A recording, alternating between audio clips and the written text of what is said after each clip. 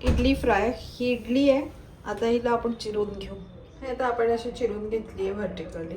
आता कढईत आपण तेल घेतलंय. तेल गरम झाल्यावर त्यात जिरं घातलं आणि हिंग घातलं आणि आता आपण इडली घालणार.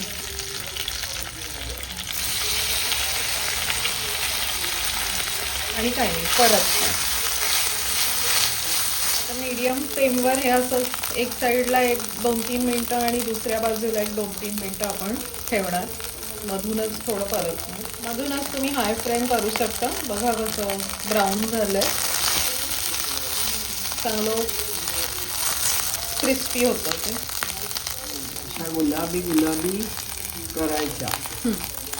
झाल्या का आता? हो झाल्या.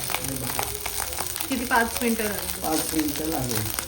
आणि झाकण वगैरे नाही? नाही, झाकण वगैरे काही ठेवायचं नाही, तर त्या छान गुलाबी होतील. Okay, it's done. हां.